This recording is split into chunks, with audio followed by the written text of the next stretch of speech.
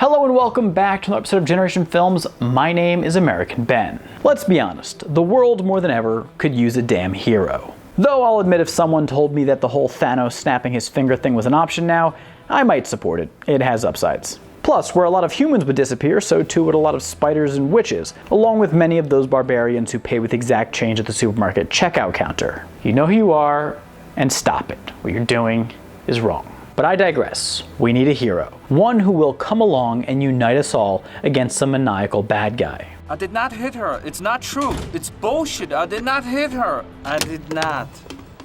Oh, hi, Mark. No, that's not what I was going for. I meant more like Iron Man. Unfortunately, Iron Man has stumbled on hard times and is losing his mind. He's been talking to feral beasts, and also he did that Dr. Dolittle movie. Oh yeah, and he's dead, which in my experience makes someone less productive overall. But we can't just forget about him now, can we? So given that we haven't done anything Marvel related in a while on this channel, I thought we'd count down the top 15 special features of Iron Man armor. But first we have to take some time out to thank Epic Games and Fortnite for sponsoring today's video. For those of you who have not yet heard the tales, Fortnite is the world's, no, the universe's most popular battle royale game. In the arena, 100 players, courage in their hearts, fire in their eyes, orange soda and Cheetos at their sides. Meet upon an island where, for the good of mankind and general leisure, they set out to collect weapons and other items before converging on a battlefield where the fight shall not cease until a single champion stands. Now, with the arrival of Season 4, Nexus War, the gods, Epic Games, call on you to pledge your faith and skills to the fight as the vile heretic and part-time supervillain Galactus rains his wickedness down upon the masses. I, American Ben, echo the cries of our desperate gods and plead that now is the perfect opportunity to fulfill an ancient prophecy by using my link in the description down below to download Fortnite.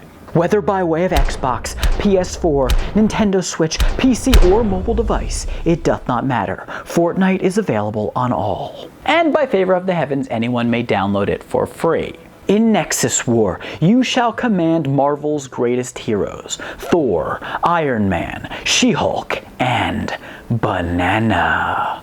Live their stories, unlock their suits, fight in their iconic territories, board the helicarrier, storm the enemy gates, give no surrender to thine enemy, seize glory, rip the hearts from your kneeling defeated foes and feast on them as spoils of war. Okay, that last part's not in the game. But fight. Fight with your fullest passion and attain honor by awakening the hero within. The time is now. Without you, I fear, all is lost. So chin up and eyes forward, holy warriors. Be brave. Hit that link down below and download Fortnite. Thanks again to Epic Games for sponsoring today's video. Now on to the top 15 special features of Iron Man armor. At number 15, we have the Flamethrower. Now, Iron Man suits have a lot of really advanced features, but sometimes the best ones are the simplest. The Mark I suit was the original Iron Man armor, constructed by Tony while he was imprisoned in a cave in Afghanistan. The scrap metal makeup of the suit made it feel gritty and realistic. It was somewhat reminiscent of a bulky suit of knight's armor. Under each of the suit's vambraces was fastened a flamethrower which provided medium-range attack capability. The flamethrowers were nothing fancy but got the job done in a pretty badass way. The one downside was that because of the suit's lack of advanced materials, Tony had to wear thick clothing and gloves under the armor in order to remain impervious to the flamethrower's heat. At number 14, we have radiation repellent. Iron Man suits have all sorts of features that make them adaptable to a range of environments. One of the coolest things that was introduced with the Mark 26 armor was the ability to withstand extreme temperatures, devastating electrical surges, and gamma radiation in case Iron Man found himself in harsh conditions, even that which would kill an ordinary human. The Mark 28 suit then, which was nicknamed Jack, was a fully dedicated radiation zone suit and had the added ability to repel radiation from the armor's surface without sustaining damage.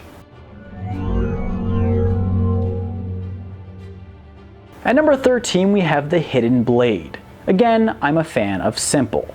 The Mark 33 armor, nicknamed the Silver Centurion, was a very advanced armor that most notably featured an upgraded arc reactor known as the Vibranium Arc Reactor Mark II, which allowed for enhanced energy output.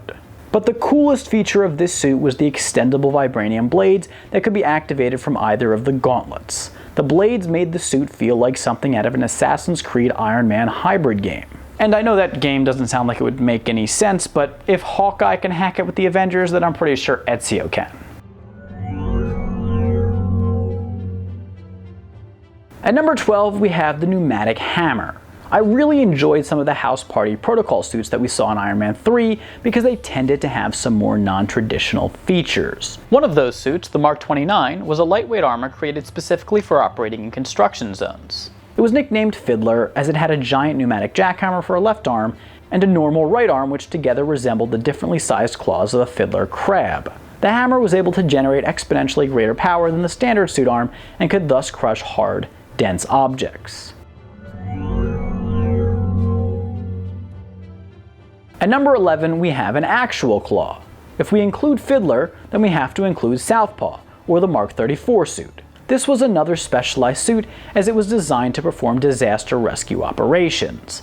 The suit is named for its left-handed claw, which could be used to move heavy debris as opposed to crushing it. While in the Southpaw, the world is your arcade claw crane game.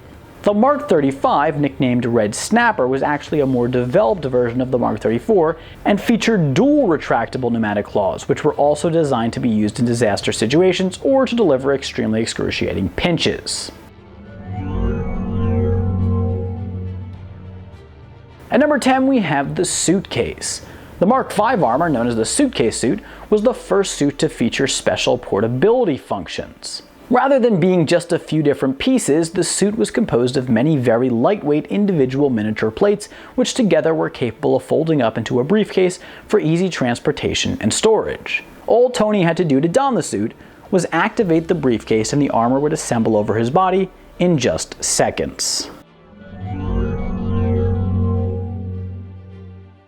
At number 9, we have Rapid Automatic Deployment. Where the Mark V armor introduced portability, the Mark VII perfected it. When not in use, the suit would take on the form of a cylindrical pod. When Tony wanted to equip it, rather than have to press any sort of button or switch, he could simply command Jarvis, the suit's AI, to send it to him. The suit used a laser-guided system to track Tony via a pair of bracelets on his wrists. When the armor arrived on scene, it would then automatically assemble itself around the user's body. The suit could then be unequipped using the same technology.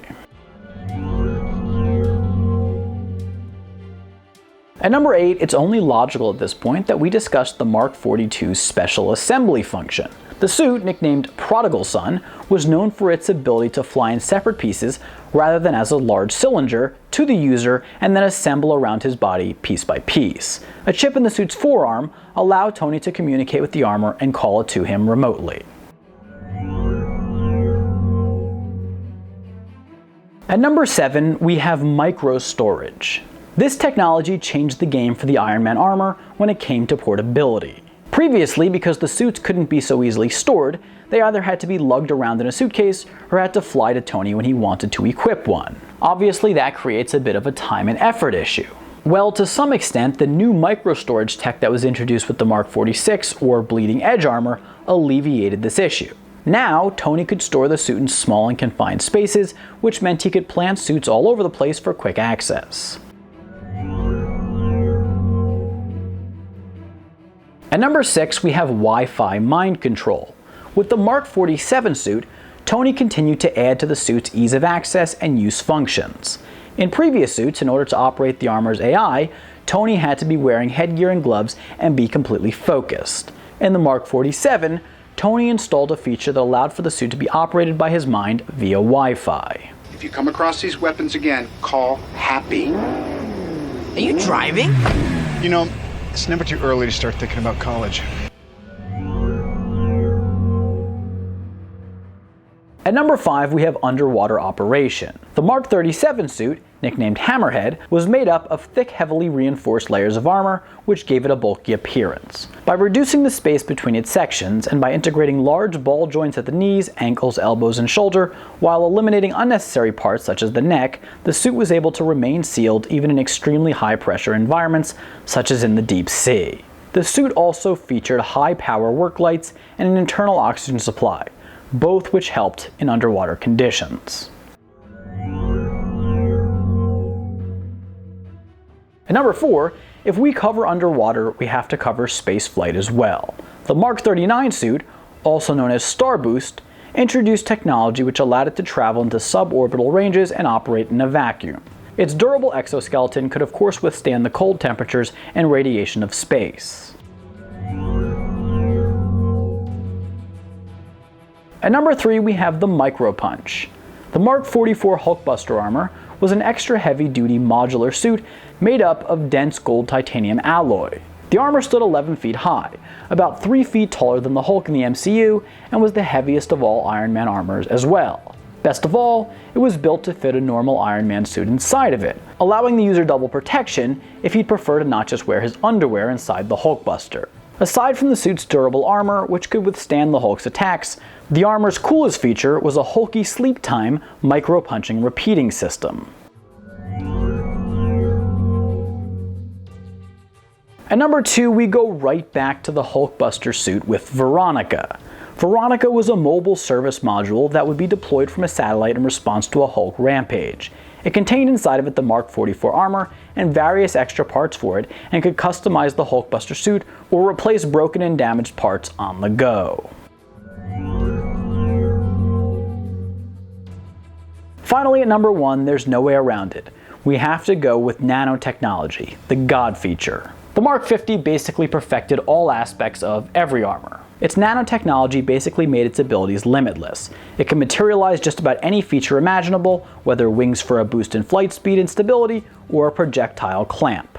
The suit could repair itself in real time and reshape itself as needed. Anyways, that's the video. I hope you enjoyed it. If you did, please do give it a big thumbs up. Let me know down in the comments below what your favorite Iron Man suit features are. Remember to subscribe to our channel, hit that notification bell. Once again, thank you to Epic Games for sponsoring today's video. For now, my name is American Ben, and I'll catch you next time. Generation Films, peace.